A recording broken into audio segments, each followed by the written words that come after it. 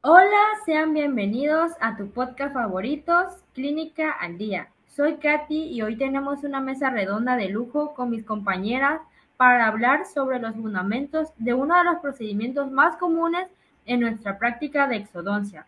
Vamos a hablar tanto desde el control de la infección hasta el manejo de accidentes inesperados. Chicas, un placer tenerlas aquí. Gracias por la oportunidad. El placer es nuestro, Katy. Sí, ya listas para hablar de forceps y elevadores. Y también sobre la postura perfecta en un sillón dental. Yo pondré el punto de inicio con el tema de las complicaciones al realizar una exodoncia. Muy bien, hoy hablaremos de 4 temas fundamentales en la exodoncia. Empecemos por la base de todo acto quirúrgico, que es la asepsia y antisepsia. Andrea, como nuestra experta en control de infecciones, ¿nos puedes comentar por qué es vital este primer paso? Claro, Katy. Este es el muro de defensa. Si fallamos aquí, todo lo demás está comprometido. La principal distinción que debemos recordar es que la asepsia es la ausencia total de gérmenes aplicadas en objetos inanimados o superficies. Esto podría ser el instrumental, mobiliario o el quirófano, y es un conjunto de acciones diseñadas para evitar la infección de la herida durante la cirugía. Y por último, la antisepsia es la eliminación o reducción de microorganismos en tejidos vivos, como puede ser la piel del paciente o las manos del operador. ¿Y cómo logramos esa asepsia en el instrumental? ¿Qué es lo que más nos preocupa en exodoncia? La esterilización. Este es un proceso que destruye toda la forma de vida microbiana y los métodos varían, pero los más comunes son el calor húmedo, que es el autoclave, que usa vapor a presión, y los agentes químicos, que en casos excepcionales pueden usarse como la clorexidina al 0.5% o el glutaleido al 2%, y este es como una alternativa si el instrumental no puede ser sometido a calor. Y también no olviden el equipo desechable, ya que el material de un solo uso que viene esterilizado, pues más que nada para los rayos gamma simple, pues efectúan muchísimo el proceso y también este minimiza más que nada el riesgo de infección cruzada, lo cual es algo ideal. Totalmente de acuerdo, la prevención empieza antes de tocar al paciente. Bueno, ahora hablaremos sobre instrumental y posición. Si la asepsia es el pilar, la herramienta es el brazo que ejecuta. Fátima, ¿nos podrías describir el kit esencial y cómo debemos posicionarnos? Claro, con esto empezaremos por el control del dolor y la anestesia. La jeringa Carpool, es la elección. ¿Por qué? Porque tiene que ser metálica, pues porque facilita la aspiración y es fácil de limpiar y esterilizar. A mí me gustaría añadir más que nada que la luxación aquí es algo clave, ya que aquí entra lo que son los botadores o también conocido como elevadores, pues más que nada su función es dislocar el diente y expandir el alvéolo, ya que su uso correcto es clave para evitar fracturas prematuras, pues más que nada en las coronas de los dientes. Y la estrella es el forceps. Hay que saber elegir el número exacto que se relaciona directamente con la posición del odontólogo. Como para incisivos y caninos superiores usamos el forceps recto número 150. Para los molares inferiores necesitamos una angulación de 90 grados para acceder bien. Por eso usamos el forceps angulado número 23, el famoso cuerno de vaca. Y sobre la posición, Fátima, ¿nos podrías decir cuáles son los puntos de reloj más importantes para el operador? Claro, la posición es fundamental para la ergonomía y para aplicar fuerza. Hay tres posiciones principales. Está la posición a las 8. Esta es para la extracción del lado derecho del maxilar y la mandíbula. La cabeza del paciente tiene que ir inclinada hacia la derecha. Está la posición a las 11 para el lado izquierdo del maxilar y la cabeza del paciente inclinada hacia la izquierda, y por último está la posición a las 12 o a la 1, que es usada sobre todo en molares y dientes inferiores, y el operador debe trabajar detrás del paciente. Y un dato curioso que debemos de recordar al realizar una exodoncia es que todos los mangos del instrumental deben tener líneas e irregularidades para un buen agarre, así evitando que se resbalen al aplicar la fuerza, ya que podría causar un accidente. Perfecto, ya tenemos el instrumental estéril listo y también ya sabemos cómo posicionarnos. El siguiente paso es la ejecución, que sería técnicas y tiempo. Alejandra, ¿tú nos guías a través de la secuencia quirúrgica, por favor? Claro, aquí la técnica más que nada cambia mucho pues por los tiempos quirúrgicos que son inmovibles y secuenciales.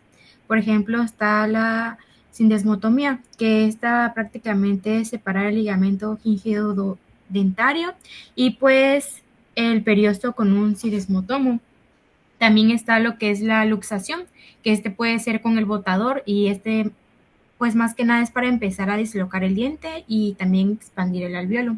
Tenemos también lo que sería la presión, que es prácticamente la aplicación del forceps, más que nada lo más apical posible, pues dentro del ápice.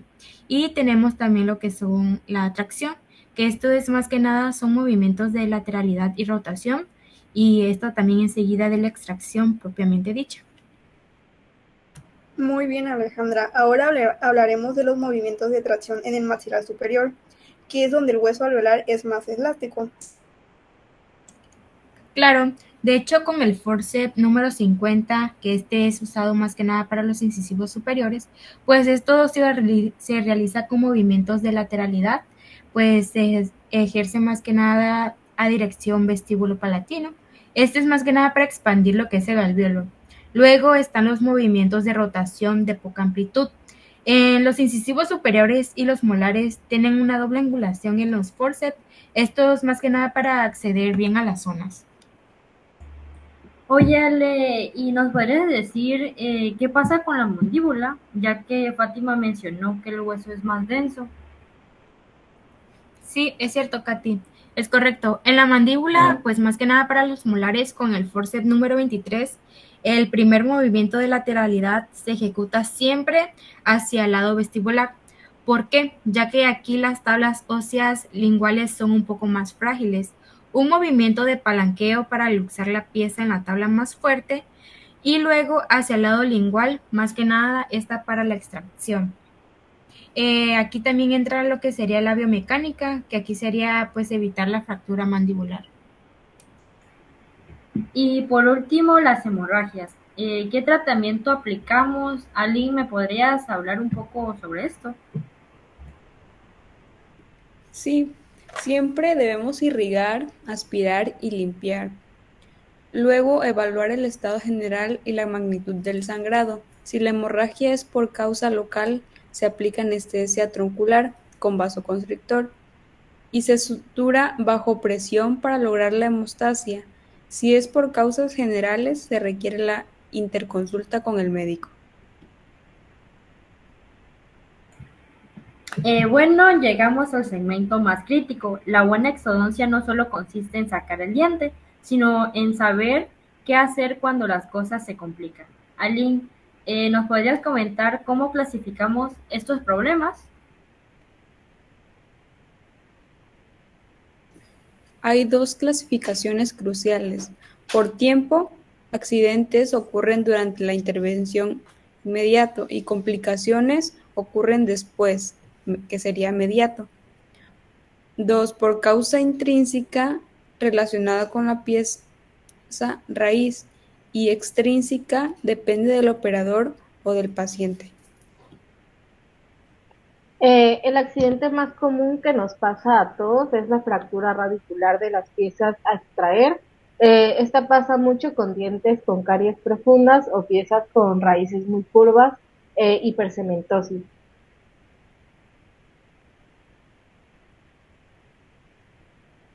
El manejo debe ser inmediato, informar al paciente, intentar recuperar el fragmento radicular y, si es necesario, dejar la zona limpia, suturar y prescribir una combinación de AINE, ATB, antiinflamatorios no esteroideos y antibióticos para evitar la infección. Y de las complicaciones, la que más me asusta a mí es la alveolitis, el dolor post-extracción incontrolable, ¿no? Sí, aquí hay dos tipos. Alveolitis húmeda, que es la más frecuente. Aquí hay dolor, pero el alveolo está blando y oscuro. Su tratamiento es anestesia troncular, irrigación con suero fisiológico y eliminación del coágulo infectado. Y por otra parte, la alveolitis seca. El alveolo está seco sin coágulo. Es un dolor intensísimo. Se debe anestesiar y provocar sangrado para que se forme un nuevo coágulo. Aquí también debemos mencionar que no olvidemos la comunicación bucosinusual, que esta es más que nada la perforación patológica del seno maxilar. Pues este no debe ser la estrecha relación anatómica de los molares superiores con el seno. Es un riesgo real. Si ocurre, la regla de oro es evitar que el paciente se suene la nariz. El tratamiento dependerá del tamaño, pero la mayoría de las veces requiere un cierre quirúrgico con colgajo para evitar la sinusitis crónica. También debemos prevenir la fractura de la tuberosidad del maxilar, que se previene empezando siempre la exodoncia múltiple por las piezas distales, para no debilitar el hueso que soporta la tuberosidad. ¡Wow! ¡Qué repaso tan informativo! Hemos concluido el ciclo completo de la exodoncia, desde la esterilización, la correcta selección del instrumental y la posición ergonómica, la ejecución técnica precisa, hasta el manejo de cualquier adversidad. Debemos de recordar que la clave está en no saltarse ningún paso de la cadena de asepsia y control de infección. También Y en denominar el instrumental sabiendo que los forces correctos y la posición ideal nos dan el 80% de éxito. También siempre enfocados en la posición correcta del operador, eso también para minimizar la biomecánica y minimizar el esfuerzo. Y la preparación mental para que un accidente no se convierta en una catástrofe. La calma es la mejor herramienta para las complicaciones. Bueno, muchas gracias. Así cerramos nuestro podcast de hoy. De verdad, muchísimas gracias a las cuatro por este análisis tan profundo. Recuerden que la exodoncia es un arte y una esencia que exige respeto y conocimiento detallado. Nos vemos hasta el próximo episodio, Clínica al Día. Gracias.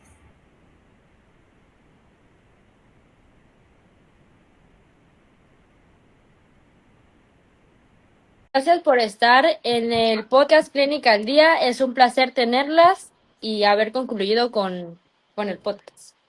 Muchas gracias a ti, Katy. Espero esta plática haya sido muy informativa para todos ustedes. Muchas gracias por invitarnos. Gracias, nos vemos en el próximo capítulo. Agradecemos de tu colaboración. Hasta luego.